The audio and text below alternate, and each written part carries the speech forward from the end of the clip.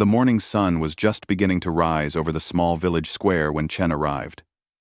He was a traveling merchant from the east, making his way through the countryside, with his cart full of silk and tea. The year was 1923, and times were difficult for everyone. The war had ended, but its shadows still hung heavy over the land. Chen had planned to pass through this village quickly, maybe sell a few goods and move on. But as he entered the main square, he noticed something that made his heart sink.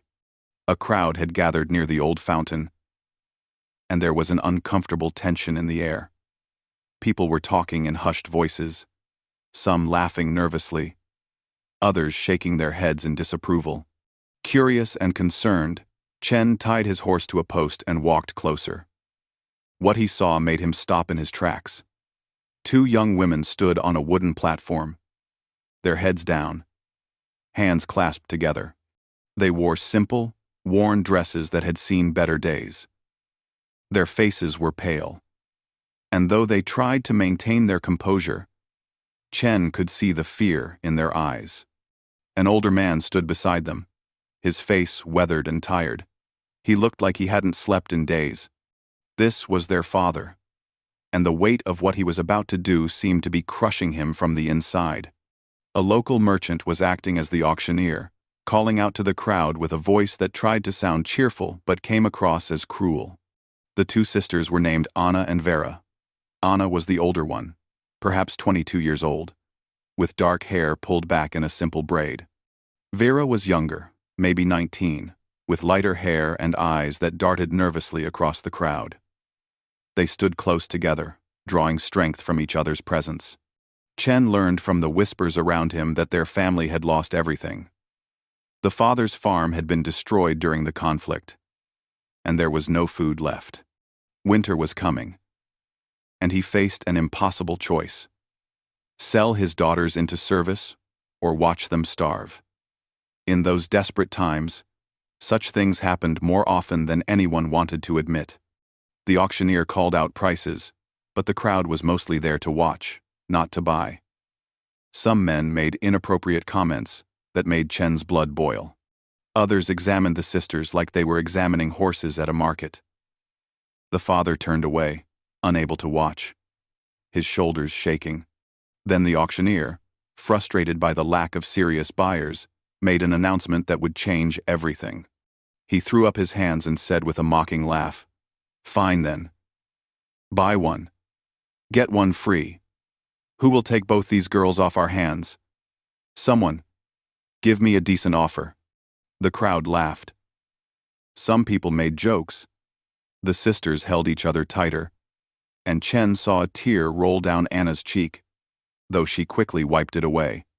In that moment, Chen saw his own younger sister's face.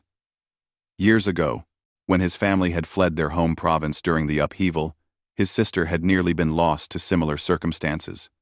They had been saved by the kindness of a stranger who helped them when no one else would.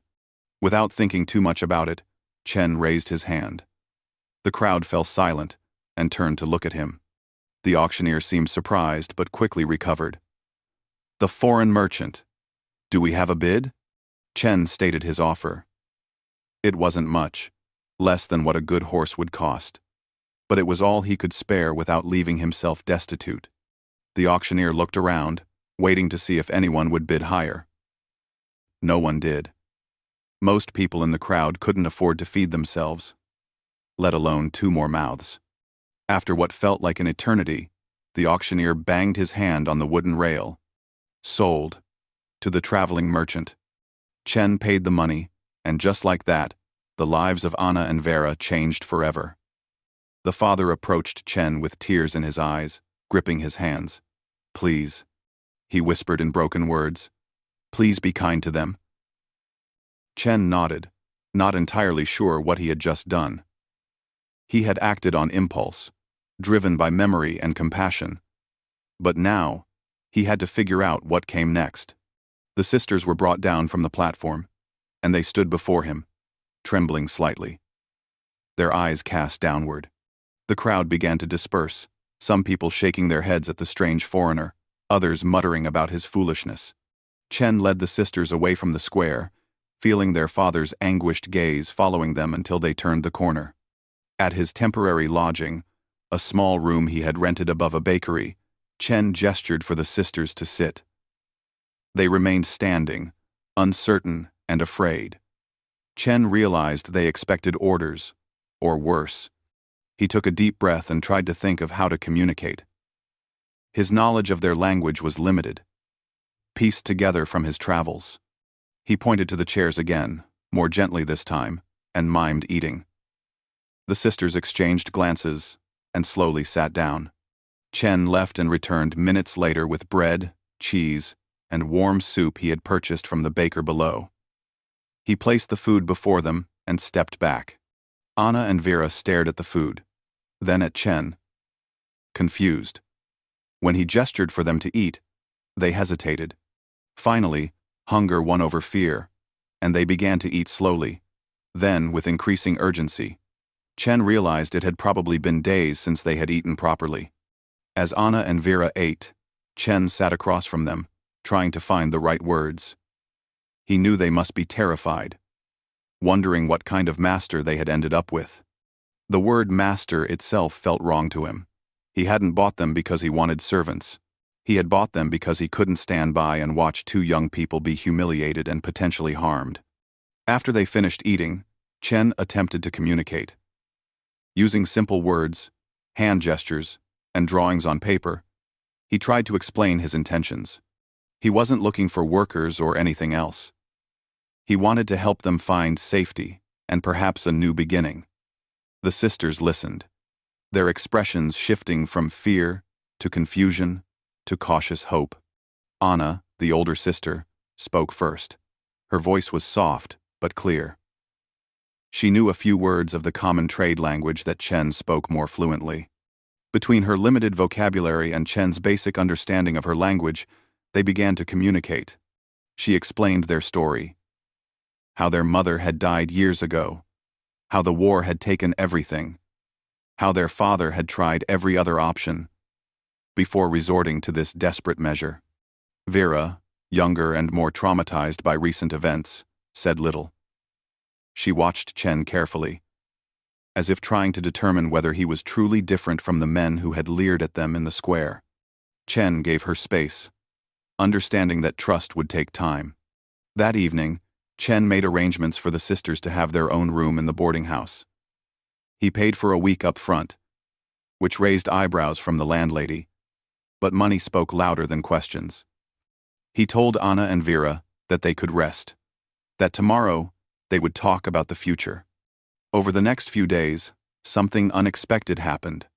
As Chen prepared to continue his journey westward toward the larger cities where he conducted most of his business, Anna asked if she and Vera could travel with him. Not as servants, she clarified, but as companions. They had nothing left in this region, and perhaps in a larger city, they could find work and build new lives. Chen agreed. It seemed like the natural next step. As they traveled together in his wagon, sharing the road and simple meals, barriers began to break down. Anna proved to be educated. Before the war, her family had been reasonably well off, and she had attended school. She could read and write in multiple languages, a skill that impressed Chen greatly. She began teaching Chen better pronunciation and vocabulary in her native tongue, while he taught her and Vera the trade language more thoroughly. Vera, slowly emerging from her shell, revealed a sharp mind for numbers. When Chen showed her his account books, she quickly understood the system and even pointed out a few calculation errors he had made. The roads were long, and the journey gave them plenty of time to talk. Chen shared his own story of displacement, of leaving behind his family and homeland, of the loneliness that came with being a stranger in foreign lands. He spoke of his younger sister and how close he had come to losing her. The sisters, in turn, shared memories of better times, of their mother's kindness, of their father before sorrow had broken him. Something shifted during those weeks on the road. What had begun as a rescue became a friendship. Chen stopped thinking of himself as their savior and started seeing them as people who had as much to teach him as he had to offer them. Anna's linguistic abilities opened up new possibilities for his trade business. Vera's mathematical precision could help him avoid the costly mistakes he sometimes made in his accounting. When they finally reached the city, a bustling place filled with people from all corners of the world, Chen faced a decision. He could set the sisters up with a small amount of money and let them go their separate ways. Or he could propose something different. One evening, in a small cafe near the merchant quarter, Chen presented his idea. His trading business was small, but steady. He dealt in goods from the East, selling them to European buyers, and vice versa. What if, instead of going their separate ways, they worked together? Not as master and servants, but as partners. Anna's languages could help him negotiate better deals. Vera's accounting could keep their finances organized and accurate. Anna looked at Chen with surprise. In those times, such an arrangement was unusual, to say the least. A man proposing a business partnership with two women he had met under such circumstances. It could cause talk, raise eyebrows, maybe even bring trouble. But Anna was tired of limiting her life based on what others thought was proper. She looked at Vera, who gave a small nod. Yes, Anna said simply. We accept. And so, an unlikely partnership was formed. Chen rented a small apartment for the sisters in a decent neighborhood. It wasn't luxurious, but it was safe and clean. A world away from that village square. He enrolled both of them in evening classes to improve their language skills and learn about European business practices. The money he spent was an investment, he told them, in their shared future. The sisters insisted on contributing from the start. Anna began accompanying Chen to meet with potential clients, and her presence changed everything. Where Chen had sometimes struggled to communicate nuances and build trust, Anna's linguistic fluency bridged gaps. She could switch between languages effortlessly, making Russian merchants feel at home, while also charming French buyers with proper etiquette. Vera took over the financial records completely. Within a month, she had reorganized the entire system, catching errors and identifying patterns that could help them make better decisions. She noticed which products sold best in which seasons, which customers paid on time, and which suppliers offered the best value. Her quiet intelligence became the backbone of their growing operation. The business began to thrive in ways Chen had never managed alone. Word spread in the merchant community about the unusual trio. Some people whispered and made assumptions, most of them wrong. Others, particularly successful merchants who valued results over convention, began to respect what they were building. Chen insisted the sisters receive a fair share of the profits. At first, they tried to refuse, feeling they owed him everything. But Chen was firm. You earn this with your work, he said. I rescued you from one bad situation. I won't trap you in another by making you dependent on my charity. As months passed, the apartment that had seemed adequate began to feel cramped. They were spending so much time working together that they decided to find a place that could serve as both living quarters and an office. They found a suitable building in the merchant quarter, with workspace below and living areas above. During this time, Chen and Anna discovered their relationship deepening beyond friendship and business partnership. They tried to ignore it at first. Chen worried that any romantic feeling might be tainted by the circumstances of their meeting. How could Anna truly choose him freely when he had, technically, purchased her freedom? And Anna feared that others would see her as obligated, as paying a debt with affection. But feelings don't follow logic. They found themselves seeking each other's company beyond business necessity. Chen valued Anna's opinions on everything, not just trade matters. Anna found in Chen a kindness and respect she had never experienced from men before. He listened when she spoke. He valued her thoughts. He never presumed ownership of her time or her choices. Vera noticed, of course. She saw the glances, the way they smiled at each other, the careful distance they maintained that somehow made their attraction more obvious. One evening, She confronted Anna about it. "You love him," she said simply. It wasn't a question. Anna tried to deny it, then stopped. "Is that so wrong? After everything?" Vera shook her head. "The wrong would be letting fear stop you from being happy. He's a good man, better than most.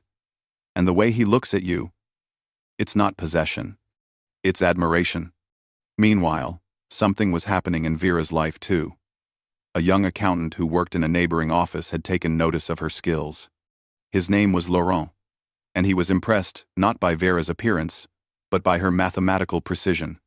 He started finding excuses to discuss business matters, asking her opinion on calculations and financial strategies. At first, Vera was suspicious. In her experience, men's attention usually had ulterior motives. But Laurent seemed genuinely interested in her mind.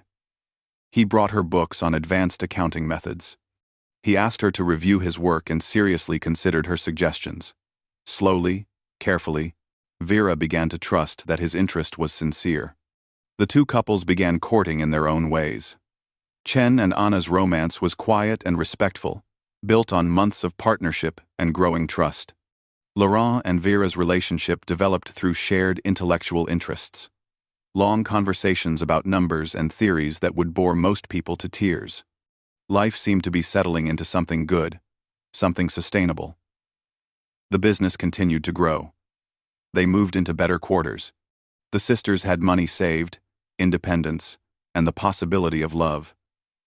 It seemed almost too good to be true. 3 years had passed since that morning in the village square. The business was thriving, and both Anna and Chen, and Vera and Laurent, had quietly married in simple ceremonies. Life had taken on a comfortable rhythm. But underneath the contentment, both sisters carried a weight they rarely spoke about. Their father. They didn't know if he was alive or dead. Communication with their old region was difficult. Letters went unanswered. The area had fallen under new governance, and borders had shifted. At night, Anna sometimes lay awake wondering if their father had survived another winter, if he hated himself, if he ever thought about them. Chen noticed. Of course. After years together, he could read Anna's moods like a familiar book. One evening, he made a proposal that was either brave or foolish, possibly both. They should go back. Travel to the old region, find out what had happened to their father, and if possible, bring him to safety. Anna's eyes filled with tears. "It could be dangerous," she said. "The journey, the political situation, everything." "Yes," Chen agreed. "But the not knowing is its own kind of danger. It's eating at you both." Laurent, despite being newer to the family, supported the idea. Vera needed closure. One way or another. Plans were made. They would travel in the spring, when the roads were passable. They arranged for trusted associates to manage the business in their absence. Letters were written to contacts in the region, trying to gather information beforehand. The journey back was harder than the journey away had been. The roads were rougher. The borders more controlled. The atmosphere tense. The region had changed dramatically. Collectivization had swept through, transforming the landscape. Private farms were gone, replaced by large communal operations. The village they finally reached looked nothing like the place Anna and Vera remembered. Finding information about their father was difficult. People were cautious about answering questions, afraid of saying the wrong thing to the wrong person. Finally, after days of careful inquiries, they found him. He was living in a workers' commune on the outskirts of town, doing manual labor despite his age. The years had not been kind to him. When they finally stood face to face, the reunion was emotional. The father didn't recognize the well-dressed women at first. When realization dawned, he collapsed to his knees, weeping. He begged for forgiveness, convinced that his daughters must hate him, that they had come to confront him with his betrayal. Instead, Anna and Vera embraced him. They explained everything. How Chen had treated them with respect, how they had built new lives, how they had never blamed him for doing what he thought necessary to save them. The father's relief was overwhelming, but it was mixed with a different kind of anguish. He had remarried, a widow who had also lost everything. Together, they were caring for her young son, a boy of about 10 years old. This was why he hadn't tried to contact his daughters. He felt unworthy, and he feared imposing more burdens on them. Now, faced with their offer to bring him to the city, to safety and comfort, he faced another impossible choice: come with them and abandon this new family, or stay and let his daughters disappear from his life again.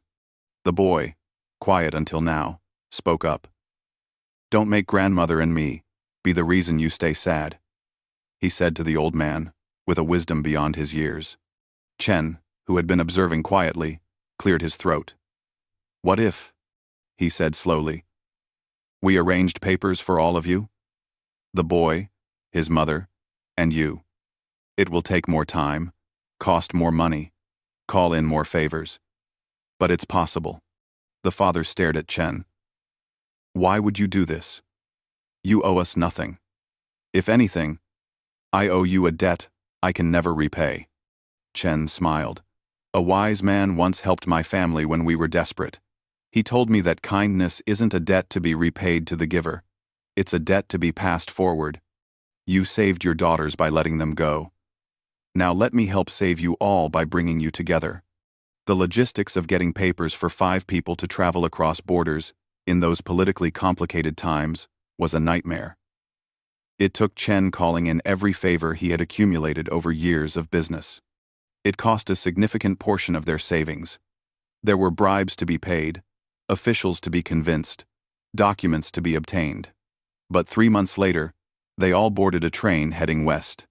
The old man, his wife, and her son stepped into their apartment in the city, with the same wonder that Anna and Vera had years before. The boy's eyes went wide at the sight of electric lights and running water. The stepmother wept quietly, overwhelmed by the sudden change in their circumstances. Integrating the expanded family had its challenges. The apartment was crowded until they could find a larger space. Cultural adjustments took time. The father struggled with guilt and feeling like a burden. But slowly, with patience and love, the pieces fell into place. The boy, whose name was Dmitri, proved to be exceptionally bright, where he excelled, particularly in mathematics and sciences. The father, still strong despite his age, insisted on working in the business, helping with warehouse organization and shipping logistics. The stepmother, whose name was Irina, had skills in sewing and began to help quality check the textile goods they traded. Years passed. The business continued to grow. World events brought new challenges. War came again, threatening everything they had built. But this time, they faced it together, as a family. They adapted their business to wartime needs, made sacrifices, and survived. By 1950, Chen was in his 60s, silver-haired but still sharp. Anna and Vera had children of their own, and Dmitri had grown into a talented young man, studying engineering at university. The business that had started with one traveling merchant now employed dozens of people and had offices in 3 countries. One day, a journalist came to their office. He was researching stories of displaced persons from the post-war period and had heard rumors about their unusual family history. Someone in the old village had mentioned the story of 2 sisters sold at auction who had somehow ended up as successful businesswomen. Chen's first instinct was to refuse the interview. The story had private pain in it, moments of humiliation that Anna and Vera might not want publicized. But Anna surprised him by saying they should tell it. "People need to hear that even in the worst moments, there are those who choose differently," she said. "That kindness is real, that people can be redeemed, that families can be remade." The journalist spent several days with them, interviewing each family member, taking notes, asking questions. When the article was published some months later, it appeared in several international newspapers under the title The merchant who bought freedom. The response was unexpected. Letters arrived from all over. Dozens of them. Some were from people who had survived similar situations and wanted to share their stories. Others were from people asking for advice or help. A few were from refugees who needed assistance starting over in new countries. The family discussed it and decided to establish a small foundation. They couldn't help everyone, but they could help some. They focused on providing small loans and business training to refugees and displaced persons, helping them build independence rather than creating dependency. It was modest work, but it was meaningful. One evening, the whole family gathered for dinner. The table was crowded with multiple generations. Children laughed and argued in 3 languages. The old father, now truly elderly, sat at the head of the table with his wife beside him. Dmitri was there with his own young family. Laurent and Vera's children debated mathematics with their uncle Dmitri, while Anna and Chen's children listened with bemused expressions. After dinner, Anna found her father sitting alone on the balcony, looking out at the city lights. She sat beside him in comfortable silence. Finally, he spoke.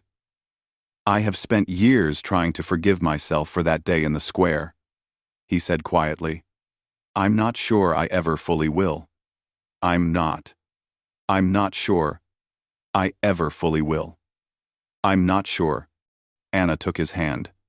"Perhaps the point isn't to forget or forgive," she said. "Perhaps the point is to remember that one desperate moment doesn't define an entire life. You made an impossible choice with no good options. And somehow, from that terrible moment, all of this came." She gestured back toward the warm, lit room where their family laughed together. Her father squeezed her hand. "That wasn't my doing. That was him." He nodded toward Chen, who was being tackled by grandchildren demanding stories. "No," Anna said gently. "It was all of us. Chen made the first choice, yes. But every day after that, we all chose to build something better. That's what matters. Not how it started, but what we made of it." Later that night, as Chen and Anna prepared for bed, she pulled out an old journal, its pages yellowed with age. She had kept it since 1923, recording their journey. The first entry, written in shaky handwriting, read, "Today, a stranger bought our lives. I do not know what tomorrow brings." Chen, reading over her shoulder, smiled. "And what does tomorrow bring?" Anna closed the journal. "Tomorrow brings whatever we choose to make of it. Just like every day before." She paused, then added, "Thank you for that first choice. For all the choices after." Chen shook his head. "I was just the first bid. You bought your own freedom. Every day. With your courage and your work." Outside, the city continued its endless rhythm. Inside, a family born from compassion and built on respect settled into sleep, each carrying their own memories of how they had come to be together, each grateful for the choices that had led them here. It wasn't a perfect story, and it hadn't been an easy journey, but it was theirs, and it was real, and that was enough.